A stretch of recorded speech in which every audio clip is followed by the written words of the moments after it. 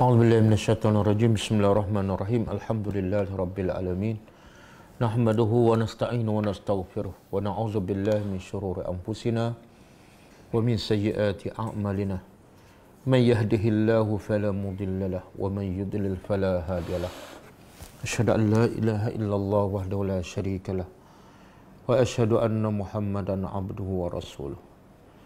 سبحانك لا علم لنا إلا ما علمتنا إنك أنت العليم الحكيم.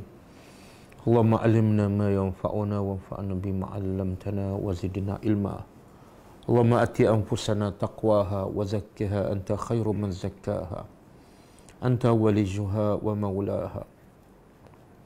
رب يسر ولا تؤسر، رب تمم بالخير. أما بعد. InsyaAllah pagi ini kita sambung tadabbur surah At-Takwir. Kita sampai ayat 21 kan.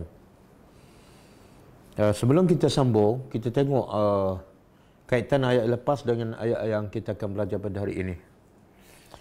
Surah Takwir adalah surah Makkiyah yang menceritakan benda yang paling asas dalam kehidupan manusia, yang tanpa perkara asas ini manusia tak mungkin menjadi manusia, bahkan manusia akan menjadi seperti haiwan ataupun lebih teruk daripada haiwan tanpa perkara asas yang dibincangkan dalam setiap surah Makkiyah, termasuklah dalam surah At-Takwir.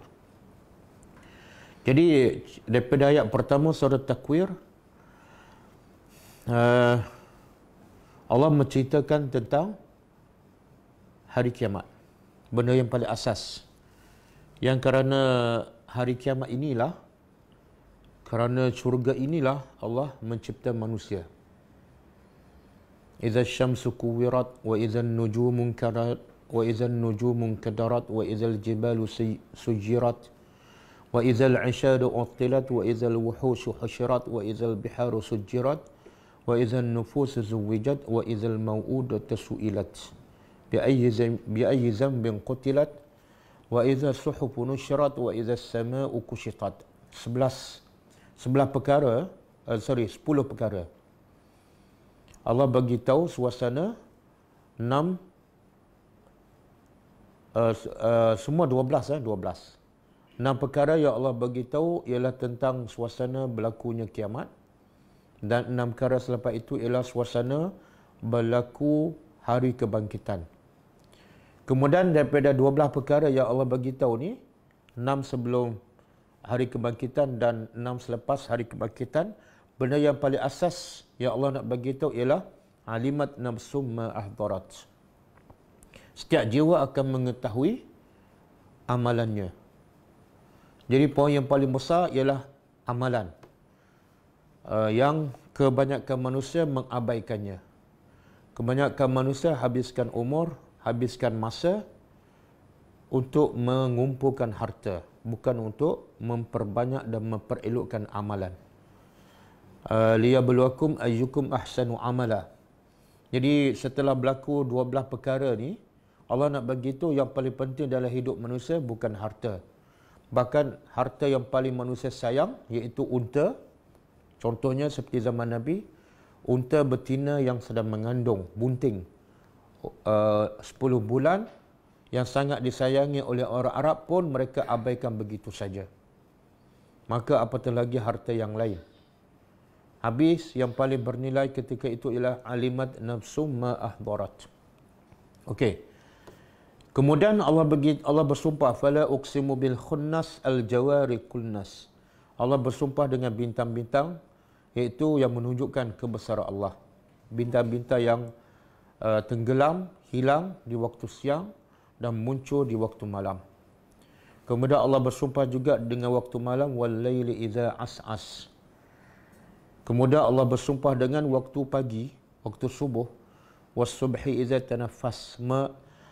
Selain pada menunjukkan kekuasaan Allah, Allah juga nak bagi tahu bahawa tidak ada manusia yang hidup sentiasa dalam kesedihan.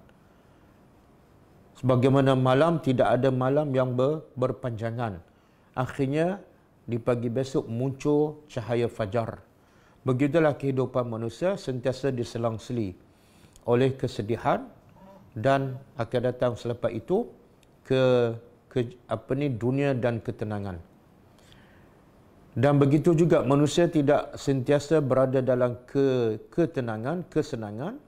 Mereka selepas itu akan datang pula waktu malam. Begitulah silih berganti kehidupan manusia. Kemudian Allah begitu benda yang kedua yang penting selepas hari kiamat ialah iaitu tentang Al-Quran. Dan Allah nak begitu pentingnya Al-Quran. Ia menentukan amalan yang manusia nak dibawa ke akhirat besok, amalan yang terbaik ataupun tidak, semuanya berpandukan kepada Al-Quran. Selagi manusia tidak mengikut ajaran Al-Quran, maka amalan yang akan dibawa di akhirat adalah amalan yang tidak baik. Jadi Allah nak begitu pentingnya Al-Quran, besarnya Al-Quran, mulianya Al-Quran, dengan cara Allah begitu apa? Mulianya, hebatnya pembawa Al-Quran, iaitu Jibril. Allah tak sebut Jibril lah. Sebab kalau sebut Jibril itu mungkin orang anggap benda yang biasa. Tapi Allah kata apa? Rasul, utusan. Dia adalah diutus oleh siapa? Allah. Kemudian yang kedua sifat Jibril yang membawa wahyu ni, yang kedua ialah Karim, sangat mulia di sisi Allah. Sifat ketiga Zi Quwwatin, mempunyai kekuatan. Apa kelebihan kekuatan yang ada pada Jibril yang Allah sebut secara khusus dalam sifat Jibril? Apa kaitan kekuatan Jibril dengan Quran yang dibawa? Boleh kait ke tak?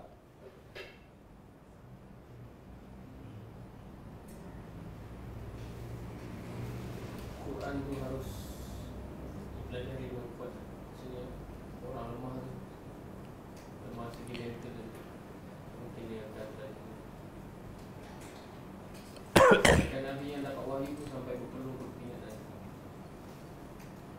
Tapi Nabi, dia bila Nabi bawa, dia akan berdepan dengan cabaran daripada manusia. Tapi Jibril masa dia wahyu, apa cabaran dia?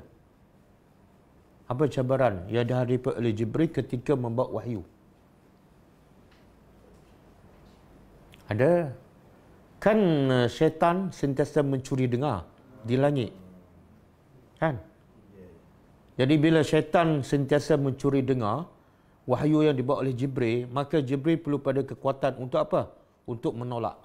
Untuk menentang perancangan jahat iblis untuk mencuri dengar wahyu. Kalau jenis Jibril itu lembek je, habis. Wahyu mungkin tak sampai kepada Nabi Muhammad SAW. Dan juga Jibril adalah makinun, sifat yang keempat. Makin makna kedudukan yang tinggi dan kukuh di sisi Allah. Dan kehebatan Jibril buat wahyu juga ialah sifat yang kelima. Muta'in, iaitu dia sentiasa ditaati oleh semua para malaikat. Sebab dia adalah ketua kepada malaikat. Dan yang paling besar, Sama. Sama makna, di sana ada satu lagi sifat Jibril yang hebat, yang paling penting daripada semua sifat itu ialah Amin. Itu amanah. Dia bila membawa wahyu kepada Nabi Muhammad, dia amanah. Tidak ada satu pun yang tertinggal, ataupun ditambah, ataupun dikurangkan, ataupun terlewat sampai ke, ataupun tersilap orang. Sebab apa? Sebab dia adalah Amin. Okey. Habis itu cerita Jibril. Sebenarnya bukan Allah nak cerita Jibril. Yang buat wahyu Allah nak cerita kehebatan Al-Quran tu. Supaya kita rasa bila dapat Quran jangan setakat baca je. Sebab dia terlalu hebat. Apa salah satu bukti Quran tu hebat? Sebab dibawa oleh Jibril, malaikat yang ada 5-6 sifat yang hebat ni. Jadi benda yang dibawa oleh Jibril satu benda yang sangat-sangat besar dan penting. Maka bagilah masa untuk mentadabbur Al-Quran. Sekarang, ayat hari ini Allah nak cerita tentang orang yang terima wahyu tu pula. Kalau sebelum ni pasal postman, pasal Jibril. Sekarang, Allah nak cerita tentang siapa yang terima wahyu Al-Quran yang dibawa oleh Jibril.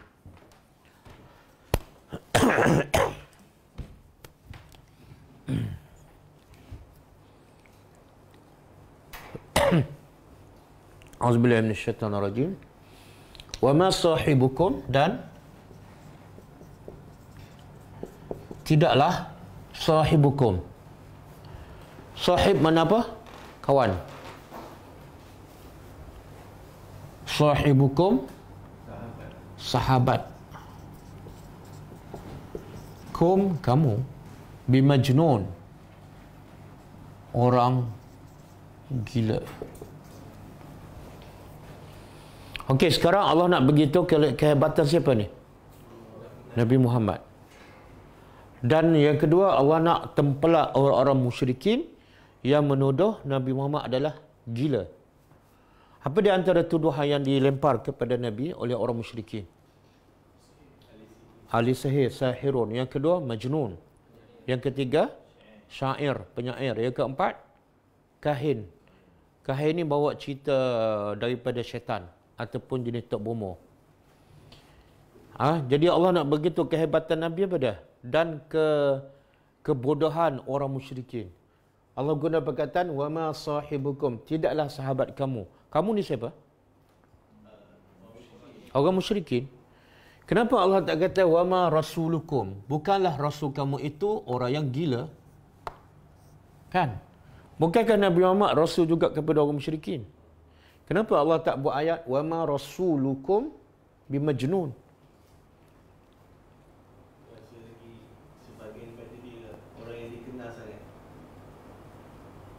Pertama, Allah tak sebut Muhammad tu rasul kamu sebab orang musyrikin memang tak iktiraf pun Nabi sebagai rasul. Jadi kenapa Allah nak cakap benda yang mereka tak terima?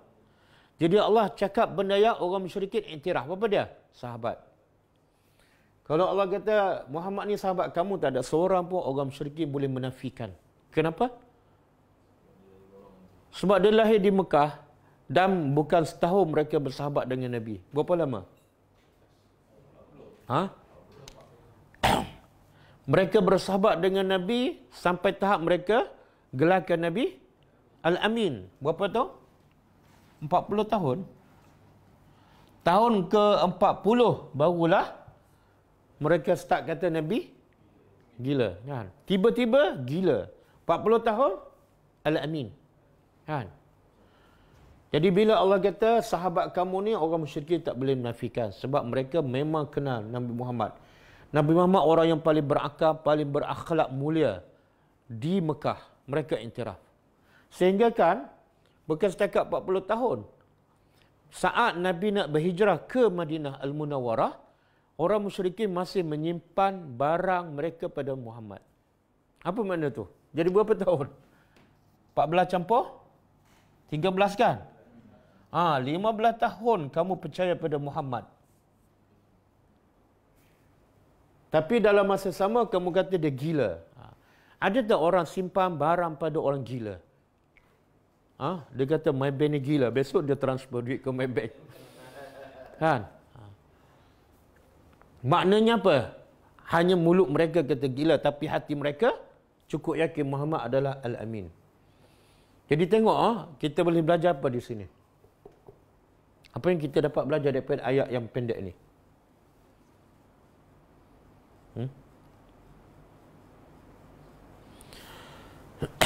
Kalau kita nak berhujah dengan musuh, guna benda ataupun poin yang mereka percaya sendiri. Kalau kita guna ayat Quran, mereka tolak kan? Guna hujah yang mereka sendiri mengakui apa dah? Muhammad sahabat kamu kan? Betul? Betul? Macam mana kamu boleh bersahabat dengan orang gila? Macam mana kamu boleh simpan barang pada orang gila? Makna sebenar, dia tak gila lah. Hanya mulut kamu saja mengatakan gila. Okey. Satu. Yang kedua, kenapa semua kaum para nabi, para rasul akan kata pada nabi mereka gila? Kenapa perkataan gila tu? Sebab dia sampaikan sesuatu yang bertentangan dengan amalan masyarakat. Biasa orang gila dia buat kerja apa? Biasalah. Siapa ada pengalaman? Biasa orang gila buat apa? Benda yang berlainan. Benda berlainan lah. Orang makan, beli makan kat kedai, dia ambil makanan dalam tu sampah kan. Jadi orang gila ni biasa buat benda yang tak masuk akal pada pandangan masyarakat. Jadi dalam keadaan orang musyrikin berpuluh tahun sembah berhala, tak percaya pada hari akhirat, tiba-tiba Nabi Muhammad cerita benda yang berlawanan dengan arus perdana. Kan? Lepas mati ada kehidupan. Dalam keadaan mereka tak pernah percaya, apatah lagi logik akalnya mengatakan bila dah hancur, mana boleh hidup kembali kan? Jadi kata, bila Muhammad cerita benda yang bagi mereka tak masuk akal, maka tuduhan yang paling sesuai, gila. Kamu gila. Tolong simpan duit saya. Sebenarnya siapa gila? Okey. Adakah semua para Nabi dikatakan gila ataupun sebahagian Rasul dan Nabi sahaja dikatakan gila oleh kaumnya?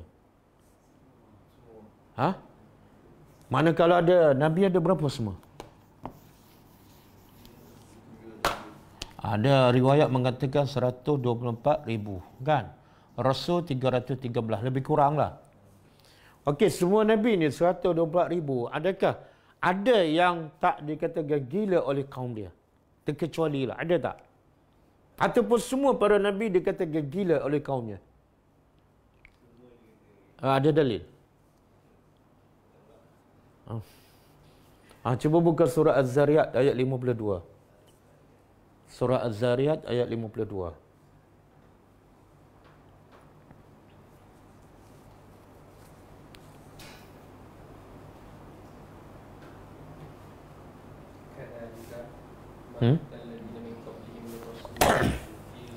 Kazalika ma atal ladzina min qablihim min rasulin illa Maksud apa tu? Allah kata, begitulah tidak ada datang seorang rasul pun kepada kaum mereka, tidak ada seorang pun rasul datang pada kaum mereka, melainkan kaum mereka akan mengatakan gila. Mana apa? Gila ataupun sahir. Mana apa tu? Kalau 124,000 rasul atau Nabi, semua kaum dia akan kata gila. Tak ada satu pun rasul yang tak dikatakan gila. Jadi pengajaran untuk kita apa dia?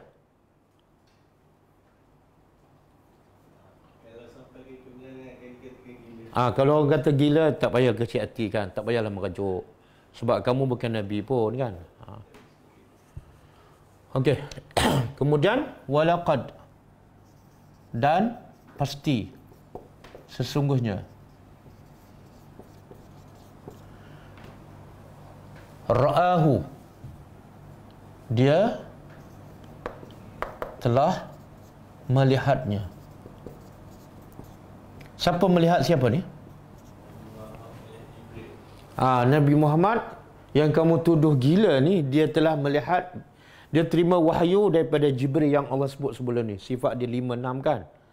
Bukan setakat Nabi terima wahyu daripada Jibril yang bersifat hebat. Tapi Nabi Muhammad sendiri telah melihat dengan mata kepalanya Jibril. Di mana? Bil ufuq. Di ufuq ni mana? Jauh. Al-Mubin yang jelas. Maksudnya apa ni? Nabi tengok bila ni?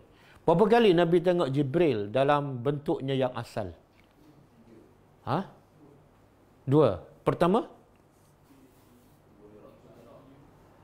Ketika turun wahyu Iqra kan? Ketika Nabi di Gua Hira. Nabi duduk kat mana? Bawah. Jibril duduk kat mana? Atas. Itu makna bil ufuqil mubin. Nabi tengok daripada bawah dan jaraknya jauh tapi mubin, jelas. Sebab apa? Malaikat tu besar. Dan Nabi tengok dalam bentuk ada 600 sayap. Okey, kali pertama. Kali kedua, bila Nabi tengok Jibril? Ketika Isra dan Mi'raj. Itu di mana tu? Atas langit. Yang ni Nabi tengok ketika bawah langit. Nabi di bawah langit. Yang kali kedua, Nabi tengok Jibril dalam rupa asal di atas langit. Ketika Isra dan Mi'raj. Iaitu di sisi Inda Sidratil Muntaha. Nabi tengok Jibril kali kedua, rupa asalnya Sidratil Muntaha. Sidrah ni pokok, satu pokok yang sangat besar. Dan berada di langit ke-7. Muntaha makna kemuncak. Makna itulah tempat yang terakhir. Lepas tu tak ada dah. Okey? Yang ni Allah sebut dalam surah apa ni? Nabi tengok Jibril, rupa asalnya kali kedua. Iaitu dalam surah An-Najmu. Cuba tengok. Surah An-Najm ayat 9. 9 sampai 14 ke?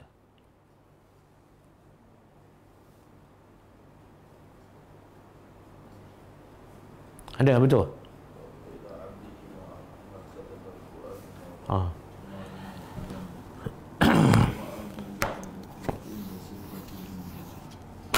Mula-mula Allah kata apa? Ma kazabal fuadu ma ra'ah. Apa maksud ni? Ma kazabal fuad. Fuad ni mana? Hati. Hati Nabi Muhammad tak pernah mendustakan ma ra'ah, apa yang ditengok oleh mata. Mana Allah nak mengesahkan bahawa Nabi bukan setakat tengok dengan hati, tapi tengok dengan mata. Jadi yang Nabi tengok Jibril dengan mata sama dengan apa yang Nabi tengok dengan hatinya. Di mana ni? Lepas tu apa dia? Adakah kamu syak, ragu-ragu apa yang Nabi lihat, iaitu Jibril. Lepas tu? Walaqad ra'ahu nazlatan ukhra. Sesungguhnya Nabi telah lihat nazlah turun ukhra, kali kedua. Ini kali kedua. Kali pertama dalam ayat ni, surah At-Takwir. Lepas tu, di mana Nabi tengok? Di sisi Sidrati Muntaha, pokok besar di atas langit ketujuh. Kemudian sebelah tu syurga Al-Ma'wa. Sebab itulah ulama mengatakan syurga sebenar di atas pada langit. Itu. Jadi Sidratul Muntaha tu sebelah syurga Al-Ma'wa. Okey. Sebenarnya apa yang Allah nak beritahu ni?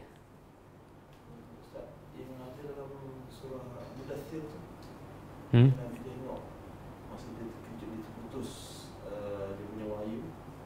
Betul, itu yang Mudaththir tu tengok rupa Jibril asal.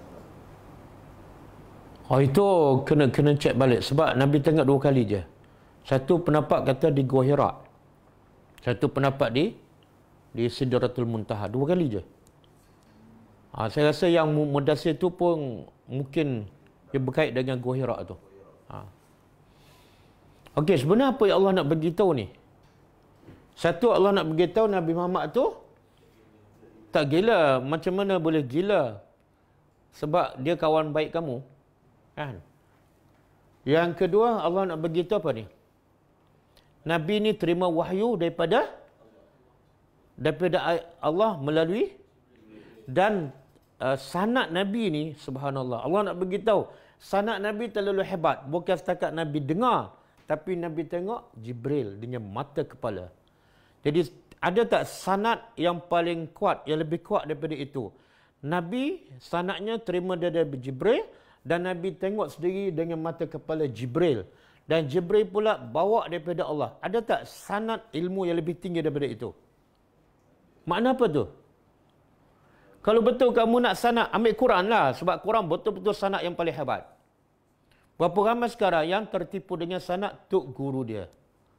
Tengok sanad tok guru dia tak sampai ke Nabi pun. Jauh sekali sampai ke Jibril. Sebab apa? Sebab tok guru dia mimpi. Ramai tak manusia macam tu? Sikit-sikit sanad, sikit-sikit. Tapi tak tengok sanad dia tak sampai ke Nabi, tak sampai ke Jibril, tak sampai ke Tuhan. Jadi ilmu yang paling jelas sanadnya sampai kepada Allah, Quran. Berapa ramai yang dapat sanad daripada guru tapi Quran tak faham. Sedangkan Quranlah sanad yang paling jelas sampai kepada Allah. Boleh? Okey. Kemudian wama, dan tidaklah dia ala atas ghaib. Ghaib apa dia? Definisinya apa? Apa yang tak boleh dilihat lah. Apa yang ghaib. Jadi Allah nak bagi tahu, Allah nak puji lagi Nabi Muhammad. Pertama, dia tak gila. Yang kedua, Dia terima wahyu daripada Jibril dan bukan setakat dengar tapi dia nampak. Ada tak orang gila boleh jumpa Jibril? Tak ada kan? Kemudian yang ketiga, Allah nak puji Nabi. Nabi ni tidaklah dia atas perkara yang ghaib, dhanin. Apa makna dhanin? Ada dua maksud. Pertama, tertuduh. Yang kedua, bakhil. Kalau tertuduh makna apa? Nabi Muhammad bawa benda ghaib. Apa dia benda ghaib ni? Quran lah. Kenapa Allah namakan dia benda ghaib? Sebab dia hanya ayat yang disampaikan. Bila tak nampak. Tapi ayat Quran ada kan? Apa yang ghaib tu? Ha? Yang paling-paling utama sekali benda Tuhan lah. Tuhan yang bagi wahyu tu Tuhan tu memang ghaib, tak nampak. Kemudian Tuhan yang cerita dalam Quran tu kebanyakan benda ghaib. Apa dia? Cerita akhirat, cerita alam kubur, cerita syurga, cerita neraka, dosa pahala. Cerita para nabi dahulu. Nabi mana tahu? Cerita Nabi Adam, cerita Nabi Ibrahim, semua benda ghaib. Nabi tak sempat hidup zaman Nabi Adam. Tapi Nabi dapat maklumat, itu benda ghaib. Kan? Makna apa tu? Quran tu intipati utama ialah ghaib. Sebab tu Allah sebut sifat pertama orang bertakwa apa dah? Allazina zalikal kitabu la raiba fi hudan.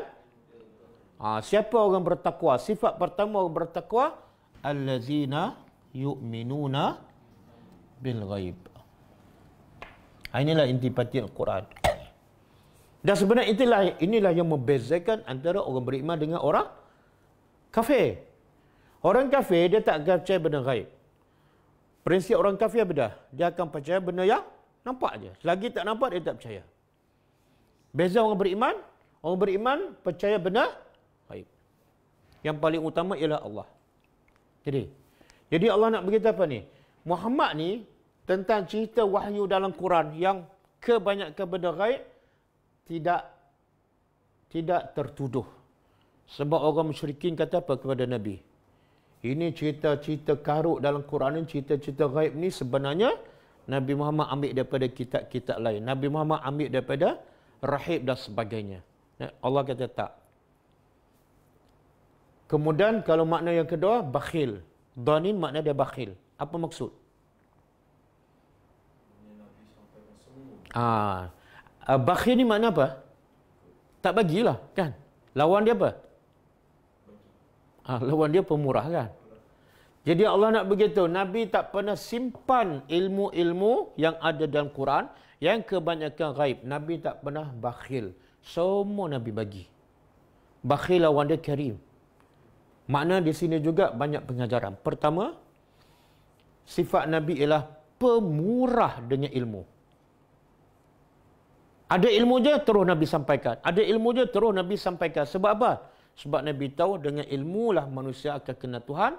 Dengan ilmulah manusia akan dapat kebahagiaan yang kekal abadi. Jadi Nabi sayang pada umat dia. Nabi tak pernah simpan ilmu. Apatah lagi ilmu ada dalam Quran. Satu. Yang kedua, kita bakhil ni biasa benda yang kita sayangkan, benda yang tak ada nilai. Sayangkan. Ada orang kedekut benda yang tak ada nilai. Basikal buruk. Sedekahlah, basikal buruk tak nak. Kita pun kata, kamu ni kedekut lah, tak ada. Bila kedekut, mesti benda tu. Jadi benda yang paling mahal, paling bernilai dalam Islam ialah ilmu Al-Quran. Yang banyak berbentuk ghaib. Boleh faham? Dan pengajaran untuk kita, wajib kita jadi pemurah untuk sampai ke ilmu. Dapat je sampai, dapat je sampai. Jangan dapat simpan. Kenapa belum sampai? Belum habis kitab Sahih Bukhari. Kenapa tak sampai lagi? Surah Baqarah baru sampai ayat 177. Itu bakhil. Boleh? Dan yang ketiga pengajarannya apa? Bila Nabi dah sampaikan semua, makna apa? Makna apa? Satu lagi. Bila Nabi dah sampaikan semua, maknanya tak ada satu pun yang Nabi sembunyikan. Makna agama telah lengkap. Jangan tambah. Jangan tambah. Kalau kamu kata ini selawat ni sebenarnya 1000, seolah Nabi ada sembunyikan ilmu.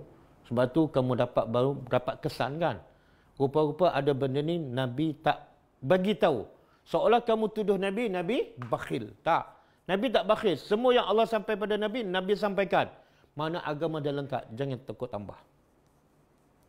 Ya. Okey? Sebab itulah tanda orang tu, ciri-ciri orang beriman yang paling utama apa dah? Apa dah? Apa dah? Dan Nabi kata sedekah tu adalah senyum tu adalah sedekah. Jadi dia orang beriman, tak ada harta pun, tak ada ilmu pun, dia akan sedekah dengan senyum.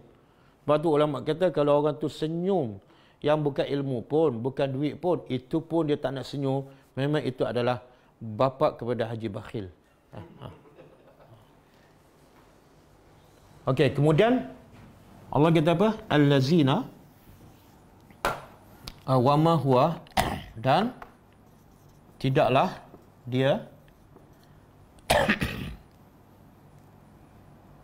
ini Quran ni, tidaklah ia biqaulin, kata-kata syaitan rajim.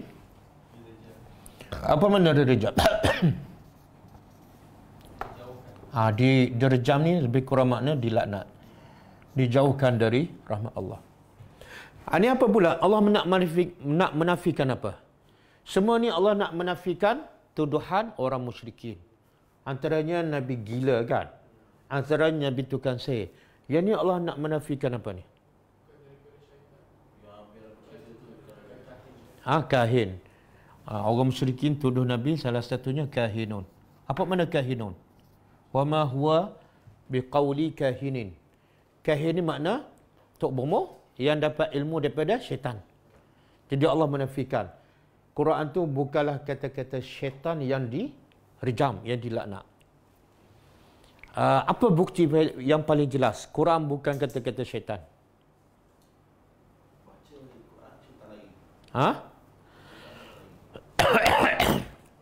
Ada bukti yang paling jelas. Pembeza antara kata-kata syaitan dengan kata-kata Allah. Banyak ayat yang cerita Yusuf bukan. Ayat kita baru je belajar surah Baqarah sebulan ni. Allah kata apa? Innama ya'murukum bis-su'i wal fahsya wa an taqulu 'ala Allahi ma la ta'lam. Allah kata syaitan hanya menyuruh kamu perbuatan jahat dan perbuatan keji. Jadi pembeza yang paling jelas antara kata-kata syaitan dengan kata-kata Allah ataupun kata-kata Al-Quran ialah Quran semua mengajak pada benda yang baik. Tak masuk akal syaitan bawa ayat Al-Quran.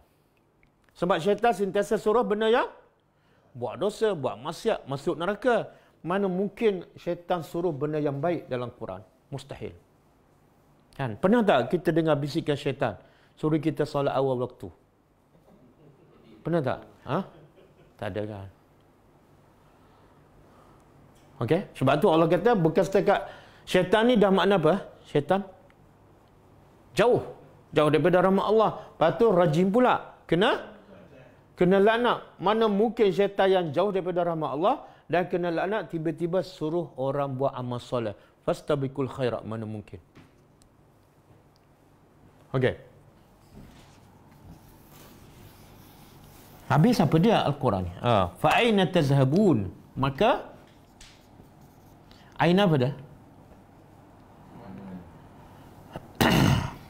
Soalan ni bunyi macam biasa je, tapi soalan ni macam ke mana kamu nak pergi? Apa maksud soalan ni?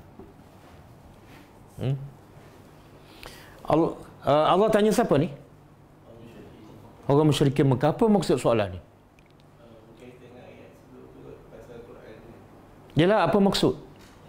Tazhabu, ke mana kamu nak pergi? Apa maksud nak pergi tu?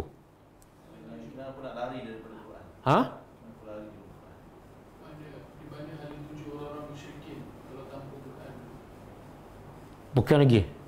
Bukan. Kamu nak ke mana ni? Kalau aku tu jadi panduan nak ikut boleh lagi. Dia ada soalannya ada kaitan dengan ayat sebelum ni. Orang musyrikin kata Nabi Muhammad gila kan? Allah balas balik. Allah kata apa? Sahabat kamu mana boleh gila kan? Kamu simpan barang tak? Satu. Yang kedua, dia kata Jibril ni, Nabi tak pernah jumpa Jibril. Allah kata Nabi pernah jumpa dan tengok dengan mata kepala. Makna hubungan Nabi dengan Jibril sangat kuat. Yang ketiga, Nabi tak pernah bakhil. Nabi tak pernah, tak patut Nabi dituduhkan. Dan yang ketiga, tak mungkin Nabi bawa kata-kata syaitan. Sebab Quran semua ajak benda yang, apa lagi hujah kamu nak tolak Quran? Kemana kamu nak pergi ni? Kamu dah sekarang dah terkepung. Dah kamu tak ada hujah dah. Boleh faham? Aina tazhabun? Nak ke mana lagi ni? Nak hujah apa lagi? Dia tazhabun ni, sebab itulah setiap pandangan dalam Islam, dia panggil mazhab. Kita ada berapa mazhab? 4 kan? Kita tahu tak mazhab tu berasal daripada perkataan apa? Zahaba. Zahaba makna apa? Pergi. Jadi kalau orang yang berpendapat, dipanggil mazhab. Orang yang pergi ambil pendapat tu. Jadi seolah Allah nak kata apa? Kamu nak ikut mazhab mana lagi ni? Mazhab tukang sihir. Kamu tak ada hujah. Mazhab kamu kata Nabi Muhammad gila. Kawan kamu.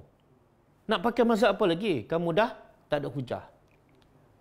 Subhanallah. Hebat tak Tuhan berhujah? Apa lagi hujah kamu? Nak ikut mazhab mana lagi? Ada satu mazhab aja. Fa'aina ataupun ayu mazhabin antum. Kamu mazhab apa lagi ni? Okey. In huwa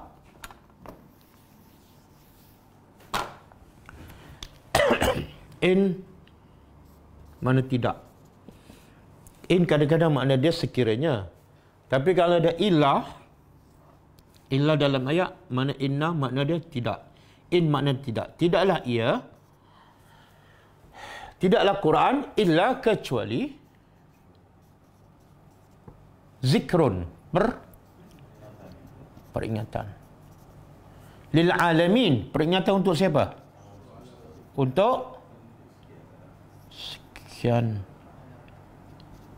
Apa maksud sekian alam?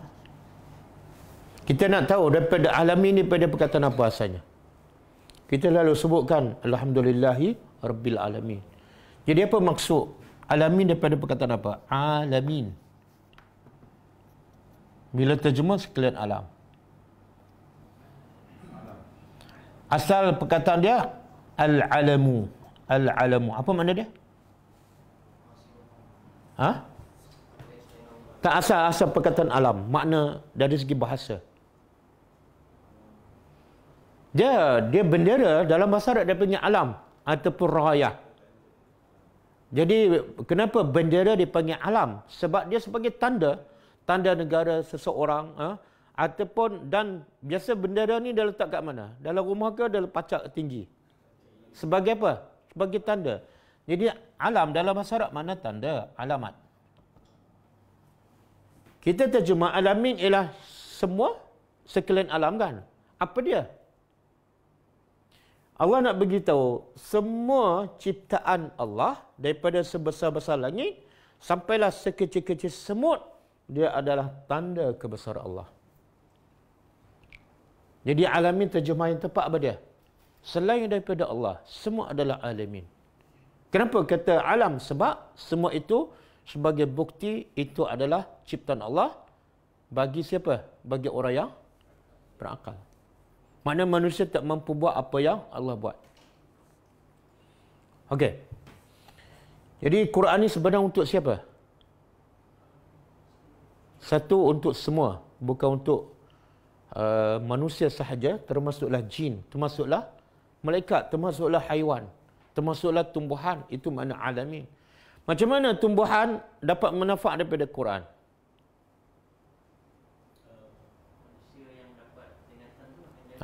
Manusia kalau hidup berpandu ke Al-Quran, tumbuhan akan dapat faedah. Manusia kalau hidup berpandu ke Al-Quran, haiwan akan dapat rahmat daripada manusia. Kan? Satu. Yang kedua, Quran ni Allah tak kata tidaklah Quran melainkan qiraah. Allah tak kata in huwa illa qiraatun.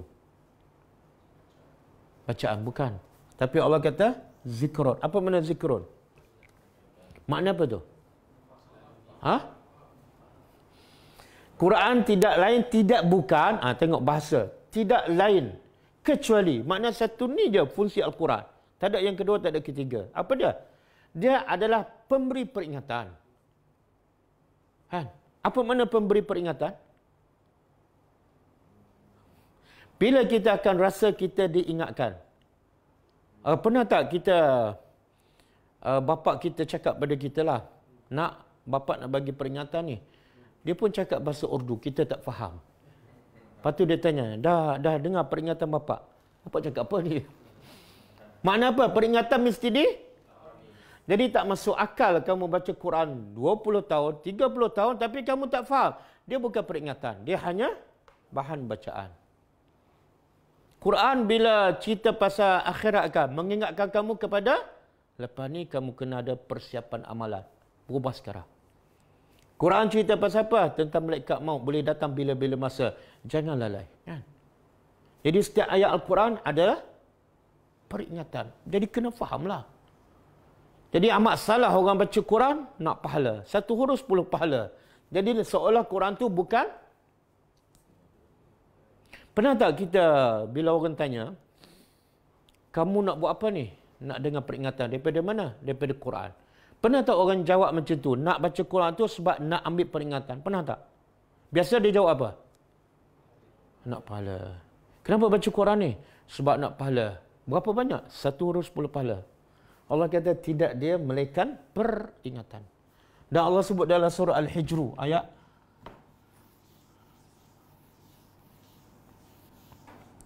ayat 9 ni.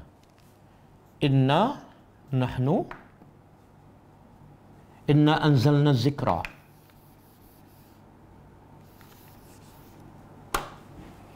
Cuba tengok ayat 9 ke 19. Inna nahnu nazzalna az-zikra wa inna lahu lahafizun.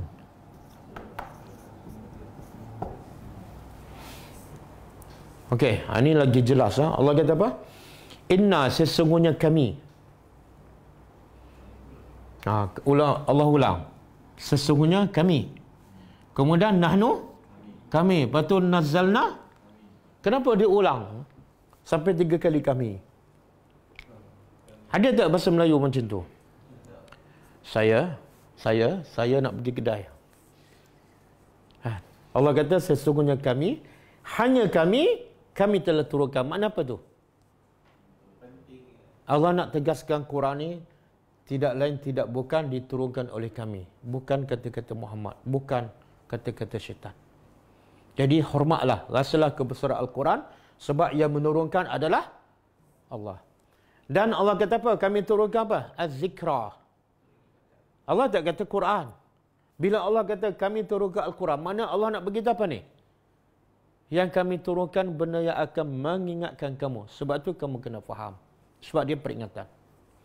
Dan Allah bagi jaminan. Sebab dia peringatan, dia sangat penting. Betul? Dan peringatan tu penting untuk musim tertentu, ataupun bulan Ramadan, ataupun malam Jumaat aja. Maka sebab peringatan perlu sepanjang masa, maka Allah bagi jaminan. Kami bagi peringatan itu, kami akan jaga. Jangan risau. Jangan risaulah. Quran. Ustaz, Quran yang ada kat kedai ada penambahan lah. Dia risau ada penambahan. Yang tak tambah-tambah, dia tak faham-faham pun.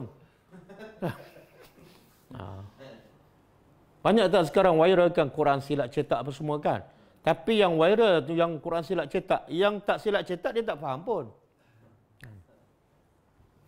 Okey, dan satu lagi jaminan. Bila peringatan, dia konsep dia apa dia? Kalau Allah turun Quran sebagai peringatan pada manusia, konsepnya apa dia? Mesti jelas. Mesti mudah. Kalau Allah turun peringatan untuk manusia tapi susah faham, tak ada faedah peringatan tu. Kan? Betul tak?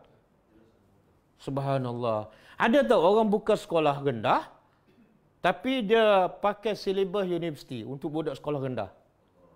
Makna pengurus sekolah tu ada masalah mental, kan? Mesti sesuai dengan tahap orang tu. Begitu juga Quran. Kalau Quran ni peringatan untuk siapa? Semua sekali. Maka Allah jadikan mudah difahami oleh al-alamin. Sebab itulah peringkat awal yang terima Al-Quran di zaman Rasulullah. Adakah orang Arab yang cerdik-cerdik sahaja? Adakah pemimpin sahaja? Tak. Bahkan hamba abdi seperti Bilal boleh faham. Orang asing seperti Suhaib Ar-Rumi, seperti Salma Al-Farisi. Adakah mereka ikut kursus bahasa Arab dulu sebelum Nabi ajar Quran? Ada? Tak ada. Kita dah ikut kursus bahasa Arab 3 universiti, 3 saja Quran tak faham-faham juga. Okey, apa jaminan? Allah jadikan peringatan itu mudah. Dalam surah Al-Qamar kan, walaqad yassarna al-Quran lizikri fahal min muddakir. Surah Al-Qamar ayat 17. Allah kata apa? Walaqad, tengok Allah bersumpah, demi Allah, pasti sesungguhnya yassarna, kami yassarna apa dia? Kami permudahkan Al-Quran. Untuk apa? Lizikri, bukan untuk baca. Baca memang ramai orang boleh baca. Hafal, ramai orang boleh hafal. 3 bulan habis khatam, hafal 30 juzuk. Tak. Yang Allah kata kami mudah Quran untuk zikri, untuk diambil peringatan. Sehingga Allah tanya di akhir apa dia? Bukan adakah? Tak ada ke orang nak ambil peringatan? Sebab kami dah permudahkan. Betul tak? Antara orang baca dengan orang ambil peringatan, mana lebih ramai? Antara yang hafal Quran dengan ambil peringatan, mana lebih ramai? Antara orang khatam dengan orang ambil peringatan, mana lebih ramai? Jadi Allah kata, kenapa tak nak ambil peringatan? Asyik baca je. Sedangkan kami dah permudahkan. Okey. Kemudian, walaupun Quran zikrul lil alamin, untuk semua. Tapi akhirnya, siapa yang ambil peringatan? Liman. Apa makna liman? Baca kena betul liman, bukan leman. Kalau baca leman jadi nama orang. Untuk man, siapa? Sya'ah yang hendak. Sya'ah hendak. Siapa yang dia hendak. Minkum, dari kalangan kamu. An yastaqim. Apa makna yastaqim? Siapa yang nak an yastaqim. Yastaqim ni ada dua.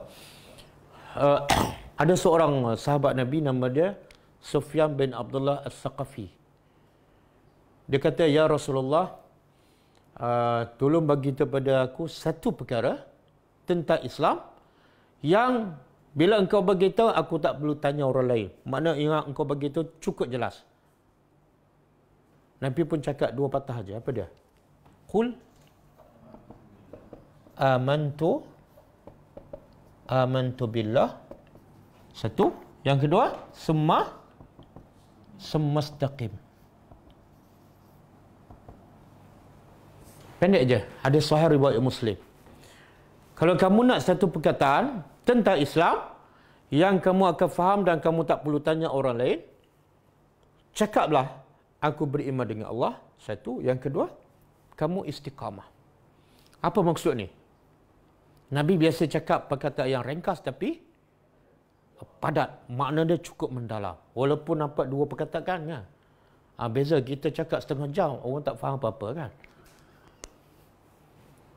Apa maksud ni? Yang ni? Itu terjemahan. Subhanallah, Allah nak bagi, Nabi nak begitu. Islam tu ada dua unsur. Pertama, akidah. Ini akidah dengan hati. Yakin di hati, beriman dengan Allah. Tak cukup yakin di hati, mesti ada amalan. Istaqim ni makna beramal. Dua perkara je. Kalau kamu beriman saja tapi tak beramal, sia-sia. Kalau kamu beramal tapi tak beriman, pun sia-sia.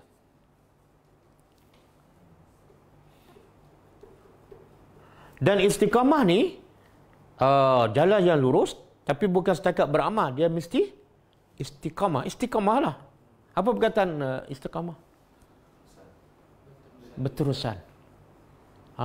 Ada orang dah beriman, dah beramal, tapi lepas PKP berterabur balik kan. Dia bermusim. Bulan Ramadan dah beriman, dah beramal, solat tarawih pun sampai 23. Lepas raya tak ada istiqamah. Yang paling susah yang mana ni? Beriman ke istiqamah? Oh, yang ni yang paling susah. Syaitan dia akan hasut kita, akan goda kita sampai apa? Sampai di hujung kehidupan. Kadang-kadang orang tu 50 tahun solat. Dekat-dekat nak mati, Allah bagi sakit, dia tinggal solat. Lepas tu Nabi kata apa? Innamal a'malu bil khawatim. Sesungguhnya amalan dikira di hujung. Macam mana kita nak pastikan hujung kehidupan kita beriman dan beramal? Macam mana? Istiqamah lah. Jangan besok malah. Tengok-tengok besok mati. Okey. Jadi siapa ni? Allah kata Quran tidak lain peringatan. Untuk siapa? Asalnya untuk semua. Macam Quran lah. Hudan linnas. Petunjuk untuk semua manusia. Tapi akhirnya yang betul-betul ambil pengajaran Quran, ikut Quran, hudan lil muttaqin. Orang bertakwa aja. Sama di sini. Asalnya Quran peringatan untuk semua sekali. Orang beriman, orang kafir, jin. Tapi akhirnya yang betul-betul ambil zikron daripada Quran ialah orang yang nak. Satu ada kehendak, yang kedua ada kesungguhan untuk beristiqamah. Ustaz, saya dah nak juga tapi tak ada. Tak. Kamu ada masalah kat sini. Kamu tidak ada kehendak. Kalau ada kehendak, Allah jamin dia mesti istiqamah. Apa janji Allah dalam surah Al-Ankabut? Dia ayat terakhir sekali. Ayat 69 ya. Wallazina jahadu fina lanahdiyannahum subulana. Orang yang betul-betul berkehendak dan jahadu, bersungguh-sungguh untuk mencari redha kami, Allah janji lanahdiyannahum subulana. Pasti sesungguhnya kami akan tunjuk jalan keredaan. Jadi semua bergantung pada siapa? Diri sendiri. Jangan salahkan orang.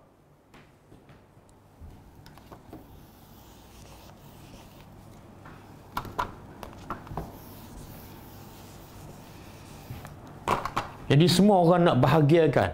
Sebenarnya kunci bahagia dua ni. Kamu berkehendak, bersungguh-sungguh dan kamu istiqamah. Bahagialah kamu. Cuba buka surah Al-Ahqaf ayat 13. Surah Al-Ahqaf ayat 13.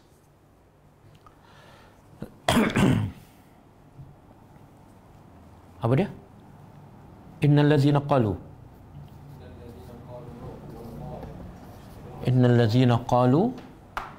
Rabbuna Allah summa istaqamu fala khawfun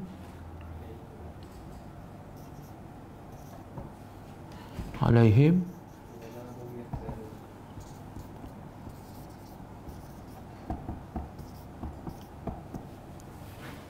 Okey, cuba terjemah. Innal ladzina. Sesungguhnya orang yang qalu rabbunallah. Mereka berkata, Tuhan kami Allah. Makna apa tu? Bila dia mengaku Tuhan kami adalah Allah, dia dengar cakap Allah lah. Kan? Tuhan tu adalah Rabb, dia adalah hamba. Sifat hamba ialah patuh kepada Rabb. Kemudian yang kedua, istiqamu. Dia istiqamah. Beramal dan istiqamah. Maka apa janji Allah? Fala khawfun alaihim. Tidak ada rasa takut kepada mereka dan mereka juga tidak bersedih. Boleh? Jadi Allah tak kata kalau kamu beriman, kamu beristiqamah, aku bagi banglo. Ataupun aku bagi jawatan. Tak. kenapa Allah tawarkan hanya dua benda je? Iaitu tak takut dan tak sedih. Sebab kunci bahagia dua ni je. Dan manusia tak bahagia pun sebab ada dua ni. Duduk dalam ketakutan kan? Bahagia tak? Takut. PKP sambung ke tak? Sambung ke tak? Sambung ke tak?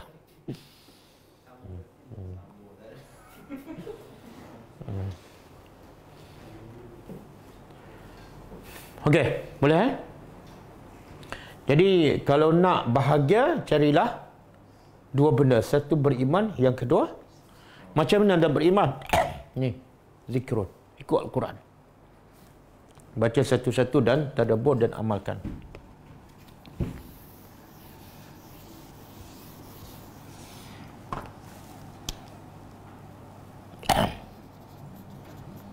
Untuk istiqamah. Okey. Ayat ni, ayat 28, Allah ikatkan apa ni? Quran, peringatan tu akan diperoleh oleh siapa? Siapa yang berkehendak. Okey, Allah nak begitu. Adakah dia bebas? Dia boleh nak apa saja tanpa terikat dengan kehendak Allah? Tak. Maka Allah ikatkan ayat terakhir. Wa ma tasha'u, dan tidaklah kamu berkehendak illa kecuali an yasha Allah, apa yang Allah kehendaki.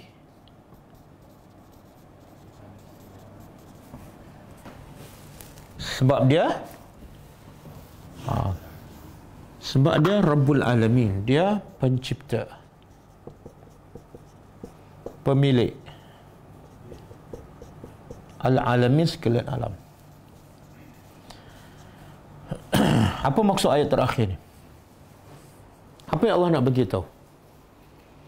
Tadi kita kata, kita bersetuju tak bahawa seseorang itu akan dapat hidayah bergantung pada kehendak dia kan, usaha dia. Okey?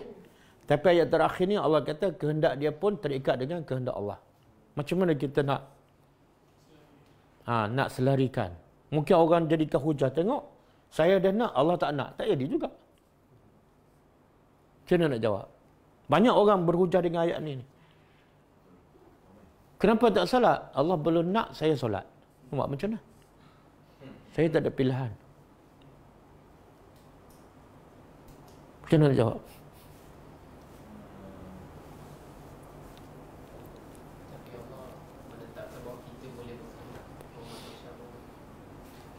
Betul. Kalau ikut ayat ni kita ada pilihan.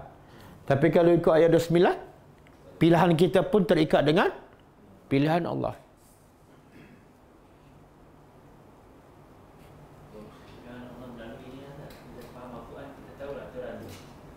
Macam mana? Aturan Allah tu melalui Al-Quran lah. Jadi kita faham Al-Quran tu, mana aturan tu, barulah kita akan ikut SOP tu lah.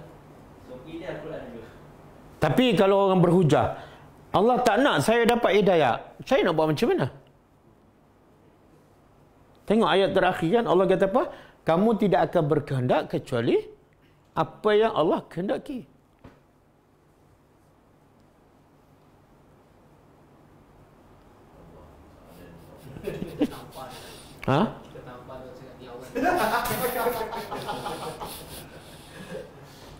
Jangan banyak soal, aku tampar.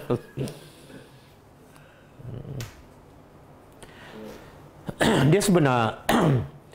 Allah bagi kita pilihan. Kita boleh pilih nak hidayah ataupun nak sesat. Itu pasti. Buktinya apa? Kita nak makan apa, kita ada pilihan tak? Saya nak makan tom yam. Ada tak kita nak makan tom yam? Dan kat kedai ada, tapi tiba-tiba tak boleh. Ada tak? Tak ada. Kita nak beli baju apa-apa kan? Kita ada pilihan tak? Semua baju yang kita beli pilihan kita ataupun dipaksa. Kita pergi kedai, kamu kena beli baju ni je. Tak boleh beli. Tak ada kan? Kita nak pergi ke mana-mana waktu cuti kan? Kita ada pilihan tak? Kita nak belajar, nak ambil kos apa, subjek apa, kita ada pilihan tak? Kita nak beli tanah, nak beli rumah, ada pilihan tak? Nak beli kereta, Nawara ke, Ranger ke, ada pilihan tak? Ada pilihan. Itu bukti paling jelas manusia ada pilihan. Maka yang ayat terakhir Allah nak bagi tahu kehebatan dia. Sebab dia Rabbul Alamin. Sebab dia Tuhan. Mana mungkin kamu buat sesuatu di luar daripada kehendak Allah. Kalau kamu boleh pilih sesuatu di luar langsung daripada kehendak Allah, kamu macam Tuhan jugalah. Boleh faham? Allah hanya nak bagi tahu, walaupun kamu nak baik ke, nak apakah, kamu tetap terikat dengan kehendak Allah. Tapi Allah akan ikut apa yang kamu nak. Faman syaa, Allah sebut surah Al-Kahfi. Faman syaa falyakfur. Siapa nak kufur, silakan kufur. Tapi kufur kamu tu berdasarkan kehendak Allah, dengan izin Allah. Bukan Allah nak kamu jadi kufur. Tapi Allah bagi kamu kufur sebab itu yang kamu pilih. Faman syaa falyu'min. Siapa nak beriman, silakan beriman. Beriman tu pilihan siapa? Pilihan kamu. Tapi pilihan kamu terikat juga dengan pilihan kehendak Allah. Kenapa Allah kehendaki? Sebab kamu yang pilih. Satu. Yang kedua, Allah nak beritahu, kalau semua terikat dengan kehendak Allah, maka kamu kena buat apa? Nak hidayat, cari Tuhan. Jangan cari tok guru. Sebab akhirnya kamu terikat dengan Allah. Carilah hidayat dengan Allah, bukan dengan manusia. Ramai tak yang cari hidayat, jumpa guru. Nak cari hidayat, pergi masuk gua kan? Tak jumpa hidayat. Boleh faham? Dan Allah sebut dalam surah Qad aflaha. Surah apa ni? Qad aflaha man tazakka. Apa makna ni? Telah berjayalah siapa yang mensucikan dirinya. Sekarang Allah nak beritahu apa ni? Seseorang tu berjaya sebab apa? Sebab dia sendiri berusaha mensucikan diri dia. Kehendak kamu, pilihan kamu, cuma pilihan kamu dengan izin Allah. Boleh? Sebab itulah semua ahli neraka bila masuk neraka, dia salahkan Allah ke salahkan diri sendiri. Masa itu diwaraskan. Masa itu diwaras. Dia tak kata, kenapa kamu masuk neraka? Allah yang nak aku masuk neraka. Tak, dia tak jawab macam tu. Dia jawab apa? Dia jawab apa dalam surah Al-Mulk? Wa qalu law kunna nasma'u.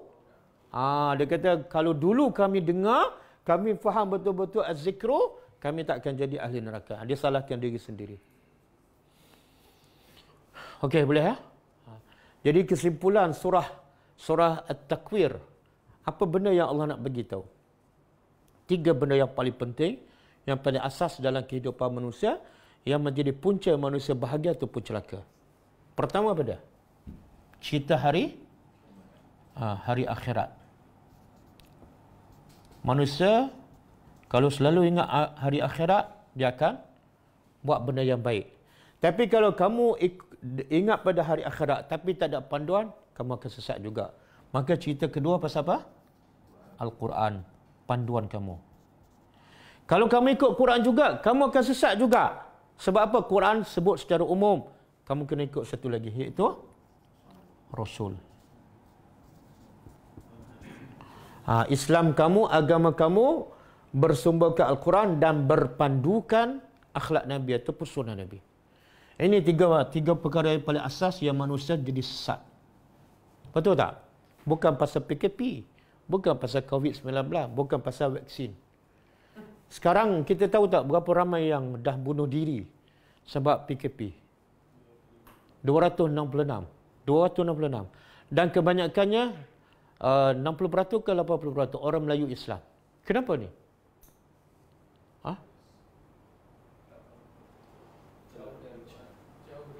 Ni je kan. Kalau ikut orang Melayu sekarang yang terkepung dengan PKP, dengan Nabi dan sahabat yang terkepung dengan orang musyrikin di Mekah, mana lebih dahsyat? Mana lebih dahsyat? Kita tahu tak Nabi dan sahabat pernah dikepung oleh orang musyrikin di Mekah, diboikot oleh orang musyrikin 3 tahun. Tak boleh nak bergaul dengan orang musyrikin, tak boleh nak berjual beli. 3 tahun PKP. Dan ada cerita mengatakan Khadijah meninggal pun sebab makan daun kayu. Sebab apa? Diboikot oleh orang musyrikin. 3 tahun. Tapi tak ada pun yang bunuh diri. Yang mati syahid ramai. Sebab apa? Hidup mereka dipandu oleh 3 benda ni. Jadi masalah besar masyarakat kita bukan COVID-19, bukan vaksin, bukan perancangan konspirasi Yahudi, bukan. Tapi perancangan syaitan supaya kita tak beriman dengan 3 benda ni. Betul? Okey, cukup lah.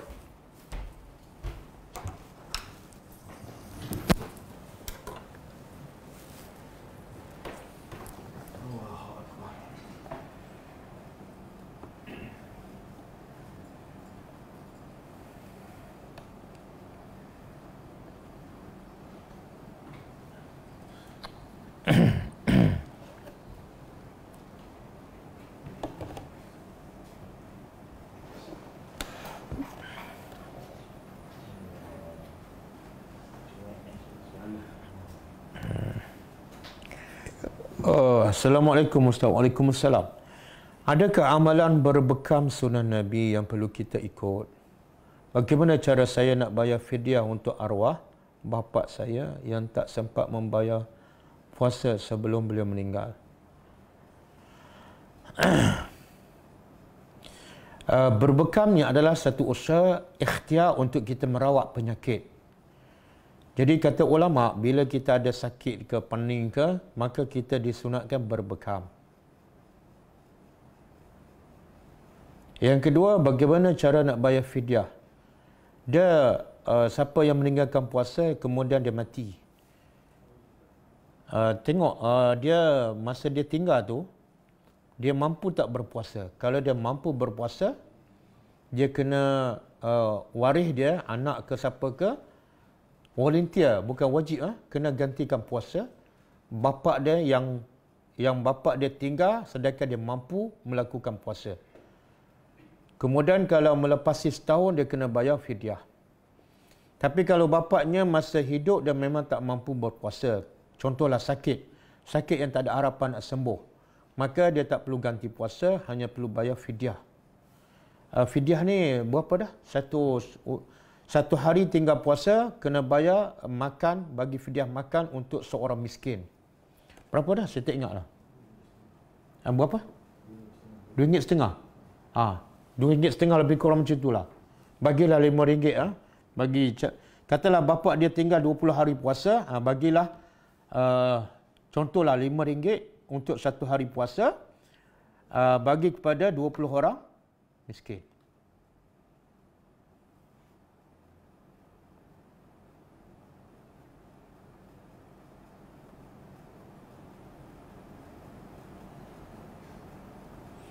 Assalamualaikum Ustaz. Waalaikumsalam. Berkaitan dengan kes bunuh diri ni, kalau ikut kajian ada kaitan mental. Macam mana kita nak mula start untuk pulihkan pesakit ini secara Islam?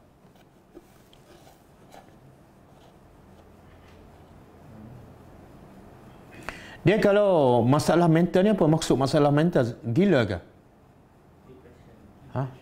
Tapi biasa orang gila tak bunuh diri kan? Orang gila relax je. Rumah tak ada, kereta tak ada, dia relax je. Apa yang ada, dia makan je. Tak, penyakit tertekan lah. Kemurungan kan. Dia semua berpunca daripada Quran. Jadi kalau dia tak balik pada Quran, kita tak rawat dengan Quran, maksud Quran ni bukan baca ayat dan jampi pada dia, tak. Kita bagi dia tadabbur. Pengalaman saya lah, banyak yang ada masalah kehidupan, masalah rumah tangga. Bila kita bagi tadabbur Al-Quran, ramai yang tersedar dan ramai balik pada Quran dan selesai masalah. Bahkan kalau kita tengok zaman Nabi, masalah lagi besar. Apa masalah orang musyrikin Mekah?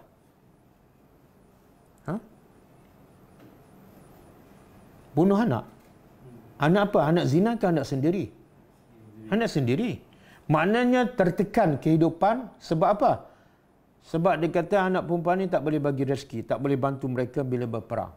Dan akhirnya dapat anak perempuan satu aib bagi mereka. Mereka pun bunuh.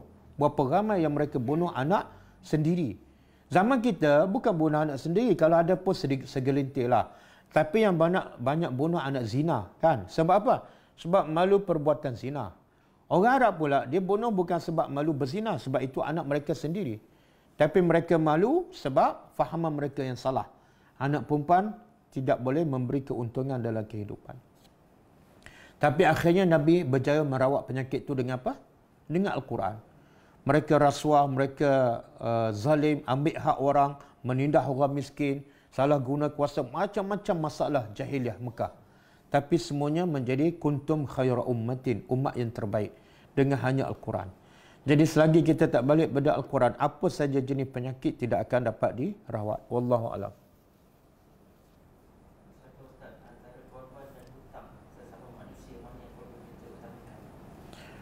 Korban dengan hutang. Hutang hukumnya wajib bayar. Bahkan Nabi bagi amaran keras. Kalau orang tu mati syahid, sepatutnya dia mati syahid pukul 5, roh dia terus terbang ke dalam syurga. Tapi kalau orang yang mati syahid ada hutang, sangkut. Rohnya tersangkut. Kalau tak mati syahid, tak payah cakap lah. Ini yang mati syahid pun tersangkut sebab apa? Hutang. Dan Nabi pernah untuk tidak salat kepada sahabat yang mati tapi meninggalkan hutang. Sebagai amaran, hutang ni adalah satu penyakit yang bahaya di dunia dan juga di akhirat. Adapun korban hukumnya sunat. Dalam mazhab kita, mazhab Syafi'i, hukumnya sunat. Sunat muakkadah. Jadi antara hutang dengan korban, wajib kita settlekan hutang dulu. Bayar hutang dulu. Korban kemudian. Sebab hukumnya sunat sahaja. Wallahu a'lam.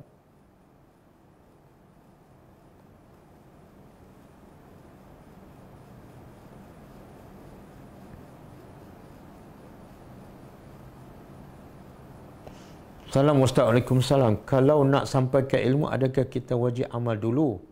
Ilmu itu baru sampaikan. Yang kita mampu beramal, kita amal dulu baru kita sampaikan.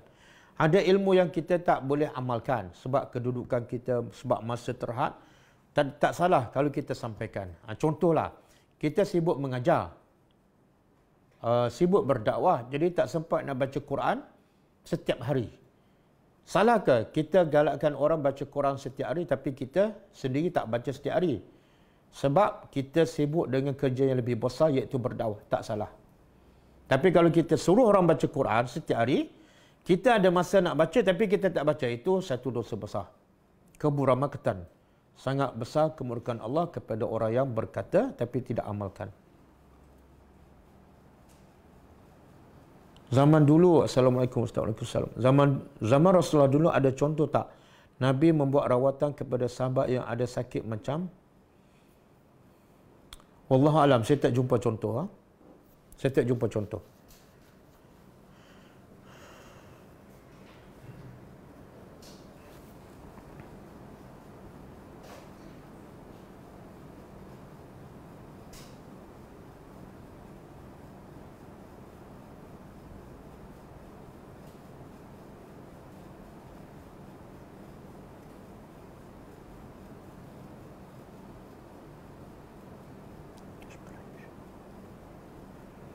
Bagaimana kita nak rujuk Al-Quran sebagai syifa ataupun mencari solusi daripada Al-Quran sebagai penawar ataupun ubat bagi penyakit kritikal seperti apa tu, thalassemia, kanser dan sebagainya.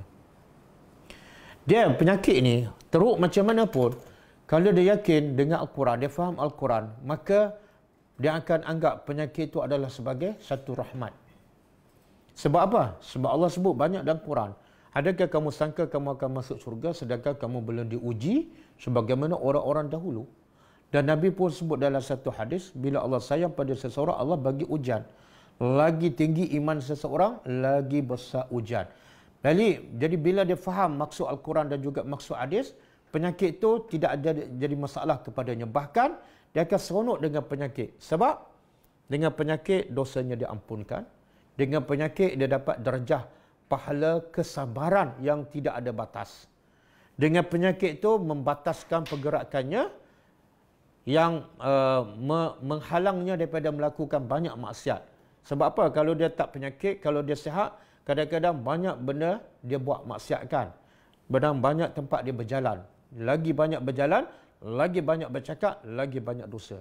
Jadi kadang-kadang Allah nak tahan kita daripada maksiat, maka Allah bagi musibah. Wallahu alam. Saya sebut beberapa kali kan bagaimana Nabi Yusuf AS mengatakan Rabbis sijnu ahabbu ilayya mimma tad'unani ilaih. Wahai Tuhan, penjara itu lebih aku cinta, walaupun sempit, walaupun terkepung, lebih aku cinta daripada duduk di luar yang penuh dengan maksiat dan akan mengajak aku melakukan maksiat. Wallahu alam.